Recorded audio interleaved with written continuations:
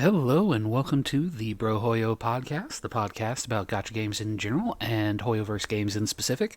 And this is not a podcast episode. This is me just kind of rambling. I'm going to be honest. This is somewhat unscripted. This is going to be a filler episode for Memorial Day, since we don't have a full episode going up. I did want to go over and discuss some follow-up from the Penacony 2.2 storyline, and just kind of go over some of my particular issues with it, and some of my thoughts and some of my feelings. And for context, part of the reason why I'm going through this or doing this is because for the Brohoyo account, which is the account on the screen right now,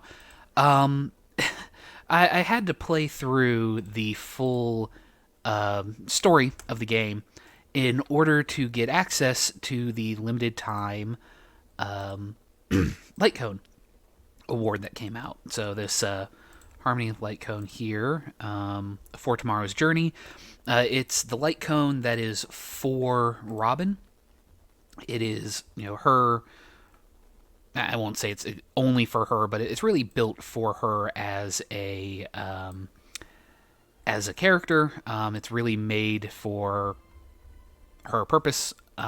So need to try and get that if I didn't want to have to pull and spend on the her signature light cone. Wanted to try and avoid that where possible, and now I'm trying to find where is it. Child Stream or Dream's Edge? No. I apologize. Give me a second. There we go. That's the theme park. So just kind of working through that, I had to play through the full story of Penacony and through the Laufu as well. But that's not really the point of what I'm going to be talking about today. The big thing that I wanted to cover is I know that I probably came off as rather negative towards the Penacony story. And in general, I actually don't. I did enjoy the Penacony story, but I had some issues and some problems with the way that, there we go, the way that the story was told. So it's not the contents that gave me an issue with Penacony. It was the method used to tell it. So again, with the context of I had to blitz through it all in order to try and get to this light cone, as well as the fact that I can't just click through talking scenes sort of like this right now. I let them play out in order for our viewers to be able to read the scenes and so forth. And since I was recording the story as I was going, I had to sit through and let it all play out in real time. Which means that give me one second. This is what happens when I talk and I try and play at the same time. Regardless, what it means is that I have to kind of see the story as it was quote unquote meant to be told. Oh, this is what happens when I walk away for a little bit and then I have to re-pick up a quest. I think this is where I need to go. Regardless, I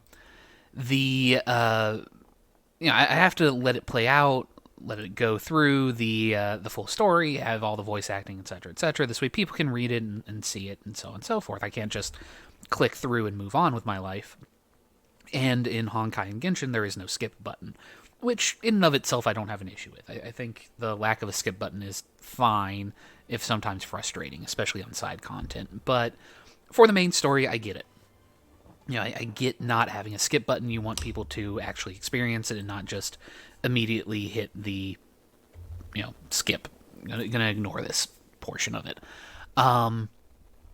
But where I started having issues is with Penacony's story is twofold. The first is, again, as I mentioned before, there's a knock-on effect that happened from 2.1. That 2.1's story, I don't feel, leads into 2.2 very well. It tends it's a little bit too focused on adventuring, and a lot of the hooks that are laid in that section don't really ever pay off. An example of this would be something like Dr. Ratio. Dr. Ratio betrays Adventurine in 2.1 to Sunday as part of this grand scheme thing, and then Dr. Ratio disappears from the story. And there's no real discussion or consequence or what have you that comes from that. It's just a timer that gets added to Adventurine in order to, up the stakes, but it doesn't really change anything. Kind of gives you a little information, but again, it's something that in the overall plot of Penacony doesn't do a lot. Like, I really do strongly feel that if you ripped out the Adventurine subsection of 2.1, you wouldn't lose a whole lot. Like, you'd have to do a little bit of rewrite and a little bit of fixing, but for the most part, the story would continue without major issues. The big takeaway, I guess, from it is that it leads into the reveal of Acheron as a Emanator, but that's not really something that you couldn't have revealed later. It could have been a big reveal that happens at the end of it, wherein, we get her name, which is neat, but, it could have been her name and then Emanator of Nihility, and that would have also been a reveal in 2.2. Again, you could have made it work structurally and pulled Adventurine's not story quest out of the story. The other part of it is that starting in 2.1, a trend happened where you can play as other characters as part of the main storyline. That was a new thing that was added. And something like that existed in the Lao Fu, where you could play as Dan Heng, and basically you could then you'd basically play it as an instanced version of his story. So you'd take over his character, they'd give you a pre-built team, and you'd play through that way. And it was basically a small instance, the small dungeon type scenario with Dan Heng as the character and with this pre-built team, and you'd go through it. But importantly, whenever you were in dialogue, you could choose Dan Heng's response. You actually interacted with the dialogue options. Starting in 2.1, whenever you played as Adventurine or any other character that was not the main character, I think the only exception might have been Sparkle, but whenever you played as somebody else, you no longer got an option to interact with the dialogue. It just became a movie that was playing on screen. And, to be blunt, that's neat when it's maybe for 5 minutes, but the conversations would go on and on and on for, you'd be spending 10 minutes listening to them talk. I'm sure that we're going to get there eventually, but I'm sure we're going to hit a point where you can kind of see, hey, there's no interaction in this. The player isn't doing anything in the game at all. Like, you're just watching two people talk. And I know that there are things called movies and television shows where you just watch people talk, and that, that can be entertaining. I'm not denying that that's something that exists. But the problem comes with pacing, where the pacing of these sections is slow and plodding and grinding, where they're not getting anywhere. They're talking in circles. They're talking around whatever the subject is that they're trying to to get to. They're not conveying information in a way that is either interesting, where there's something happening. It's shot, reverse shot, and the characters are standing there. One of the things that I would suggest, if you I'm not a filmmaker. I'm not a filmographer or whatever. I only know a little bit about the entertainment industry and what goes into it. But they have a thing called, blocking, which is where your character goes, and then like stuff. Like your characters, when they're on screen, are supposed to be doing things. And an example of this would be, okay, you might have a conversation between two characters. And what you'll do is you'll have one character washing the dishes while the other character is sitting on the other side of the counter or sitting at the kitchen table and going over bills. And they have a discussion about how are they going to get their kids into college, because they need to get their kids into college because they want them to have, good lives, whatever, in a dramatic scene. But the characters are doing something. They're not just standing looking at each other and repeating lines back and forth. And in video games, and especially in 2.1 and 2.2, that's what's happening most of the time.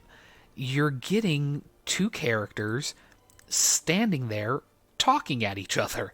They're not doing anything. They're not moving. They're not the infamous Star Wars Revenge of the Sith. There we go. Star Wars Revenge of the Sith is people walking and talking the entire time. But even that is at least more visually interesting than what you're typically getting in a Honkai Star Rail cutscene. I don't think they're, again, ugly. It's just there's nothing going on. There's nothing happening other than the characters talking at each other. And you don't even have the fig leaf of being able to choose dialogue options anymore, because it's Adventurine, and Adventurine is the one telling the story, or you don't get to interact and like give Adventurine any additional depth. You can't choose the smart aleck response in order to see the funny reaction. You can't play into it. There's no interactivity there. You're just stuck going, hey, I've got to watch these two people sit here and talk. And it's just not, I don't know, it just doesn't do it for me. And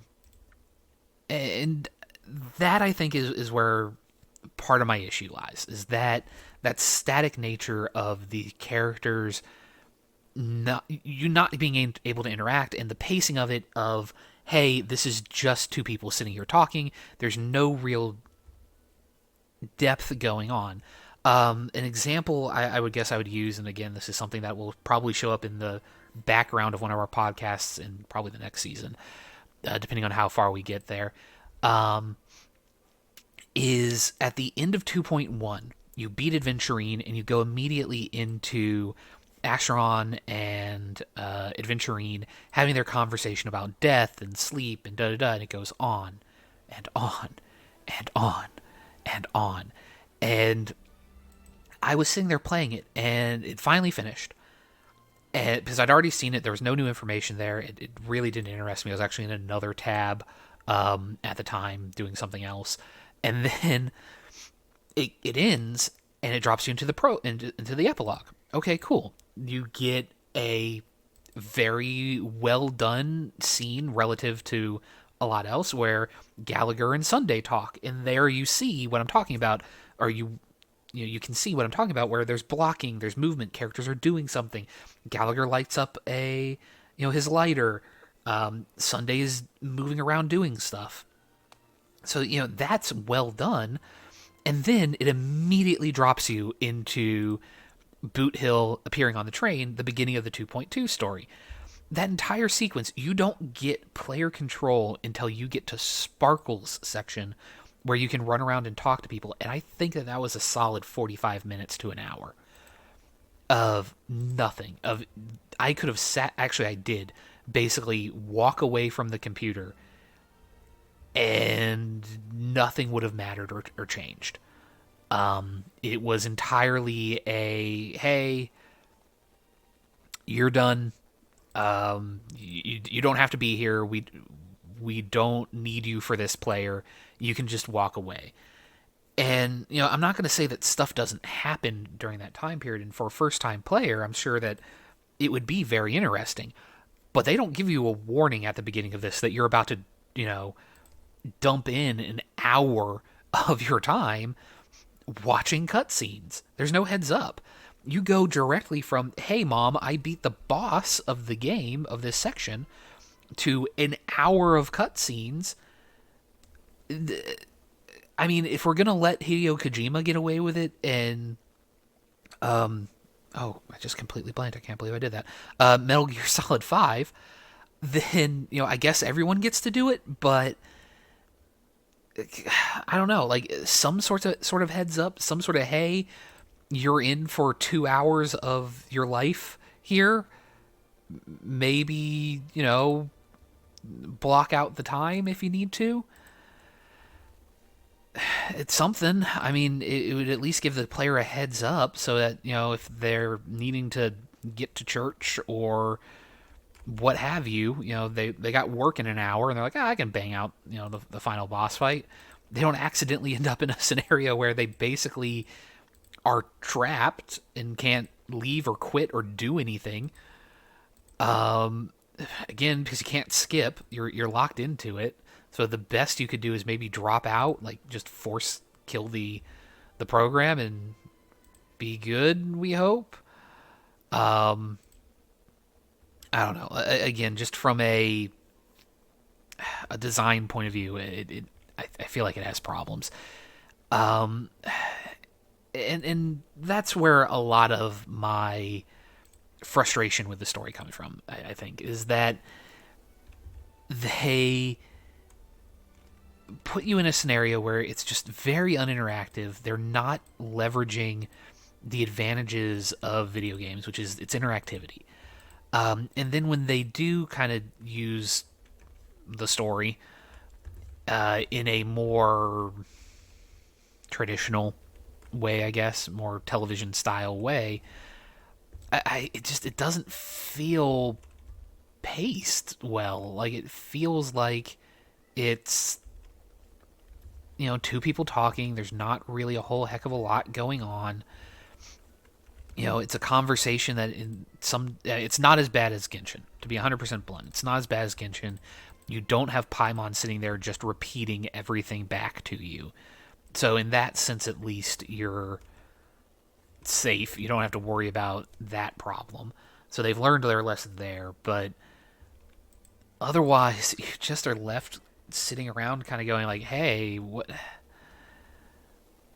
going on? Like, why am I spending 40 minutes listening to these people talk about something that is already kind of garbled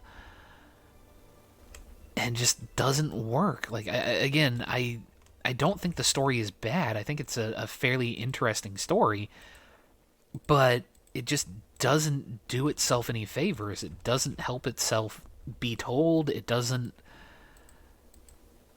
I don't want to say it doesn't hold your hand, but it almost seems, I don't want to say malicious. It seems indulgent. That's the word that I would use. It's a bit indulgent in that it really doesn't consider the player in a lot of ways. Or at least I don't feel it does. I'm hoping that, you know, going forward in the future, they'll work on it. They'll at least give us fidget spinner ability, you know, something to do during these downtimes, because more and more and more I have realized that I have become the I don't want to say the grumpy old man, but the Dark Souls style of storytelling, I guess, of, hey, we're not going to worry about, you know, boxing you down and loading it down with a bunch of text and so on and so forth. We're not going to lock you in cutscenes. We're going to give you the ability to kind of experience the story as you want to experience it. And that's not necessarily a Dark Souls specific. Like, there's lots of games out there that do something similar and, you know, tell the story well. And I think the big thing on it is just making use of time better. that at the end of the day, I feel would be the biggest win for Hoyoverse, is if they learn to use the time that they have on screen better. Don't spend 30 minutes on an uninteractive cutscene where Adventurine is talking about his past, or they're reiterating information. That's, I guess, another thing, is that they go over, yes, I get it, Adventurine came from a bad world, he had a hard upbringing, he was a slave, etc., etc. Like, not to discount the emotional side of that story, but they tell you it like 5 times. I get it. I understand the story. I get his background. Do we need to go over it again and again and again and again? It drove me nuts. But I guess for the more positive side of the story, again, I like the. I do enjoy how complicated the story was, in that sense, that it felt like they really were trying to get multiple moving parts going and working and moving together, and telling a complete tale. I do feel that, again, there's some hanging threads. We'll see how 2.3 moves the story forward, and sort of where it goes from there. But I don't know. I don't want to be too super negative, but it really, really, I don't want to say it caught in my craw, or caw, whatever the hell that term is. It really stuck with me just how rough going through this story was, especially in the format of, I've got to rush to the end in order to get this light cone because I'm on a timer for a character, and otherwise I miss out. If it hadn't been for that, I probably would have taken the story at a much better pace. I probably would have been happier with it. I recognize that. But, oh boy, for anyone who's trying to rush through it in order to get to the end for a event or something, my sympathies. It's going to be a rough one, especially with how much just put down the controller and walk away Penacony story is. And I apologize, I'm repeating myself now. So I think I'm going to kill it here, and I hope you all have a great day. And to steal Dave's catchphrase, keep gaming. We made a choice, go fight against your